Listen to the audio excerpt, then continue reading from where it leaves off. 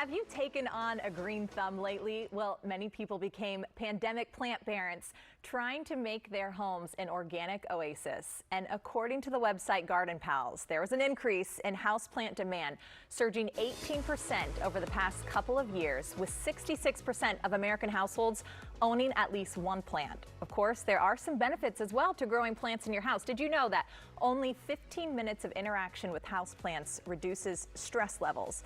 Also, houseplants improve productivity by 15%.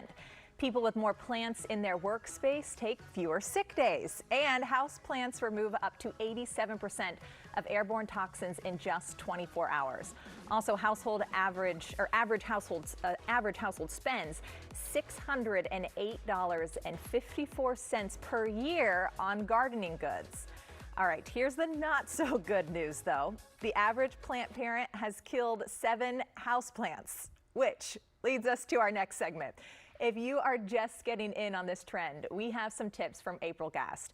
She is the district manager with Bell Nursery, and she shared some tips on how to care for some tropical plants in our climate. Take a look.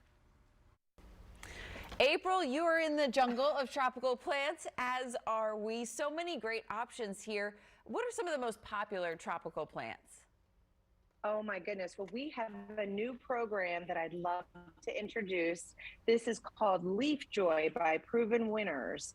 Proven Winners is a great program. They have super strong genetics, and all of their plants are just absolutely gorgeous. And look at that foliage. I love that green glossy look. Here's the question, because it comes looking like this, right? But then how do you keep it like that? And what would be good to maybe give somebody as a present? Would you recommend any of these that it's easy to maintain and keep them alive? Of course. So with any house plant, you want to water on a normal basis. And what I mean by that is check your soil about 1 inch to 2 inches down. If it's dry, go ahead and give it about a cup for this size plant. If it's not dry, then do not water it. And the plant will really talk to you. So if you start to see the foliage drooping, go ahead and water. You can also fertilize as well. Specific plants require specific fertilizers, but an indoor general fertilizer will work great. And usually that is, depending on what type you use, once a week to once every quarter. Just depends. Also, for something that is really easy and easy to maintain and provides that pop of color, this Bromeliad is just gorgeous. And that has less of a water requirement. So it is a tropical, and you're gonna water that usually once every 2 weeks if it needs it, and just water the soil, not the actual foliage.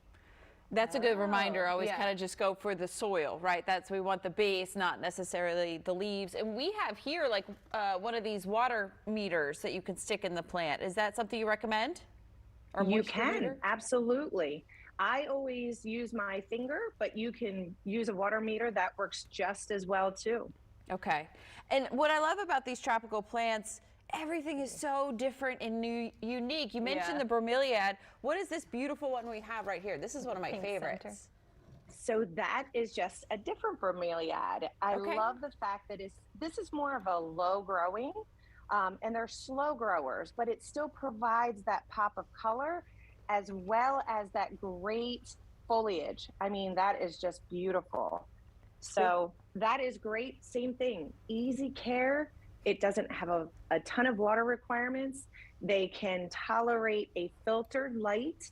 So you want to steer away from putting any of your tropicals in the blaring sun. So if you have a filtered area, if it's in, sitting on a desk, that works just as well. And that's probably more of a light requirement that would be great for any of these. Right. Can you plant these outside, or is this something like we need to bring these in the winter? Or like how would you, the tropical environment is not necessarily DC year round. Exactly. So once the nights are consistently above 50 degrees, you can take your tropicals outside. Okay. Once again, not in the blaring sun. So in an area where they can get that filtered light is perfect. And then once that temperature goes below 50 degrees, go ahead and bring them in. and you can keep them in the same pots. So just take your pot outside, take your plant, and they will thrive just as well as they would in the indoors. April, why do you suggest people get plants and have them inside? What are the benefits of having them? What do you suggest when people are trying to decide or saying, I don't have a green thumb and I can't keep them alive? Well, they always make us uplifted. When we see the beautiful bright blooms, especially in the wintertime, we're not able to get out as often because it's cold. So to be able to see that beautiful pop of color just uplifts our spirit. Also, it's fun to watch them grow. It's something that you can do and see and actually gain knowledge about too. And also there's the great air purifying benefits that plants provide. So they do help with air purification in your home. I know too, real quick, I know you mentioned like water the base for this one. If you have like a mister or something you can use at home, like should you be spraying the leaves, or is that not something you do for tropical plants? There's so many tropicals that love that humidity. So yes, absolutely. You can mist once a week.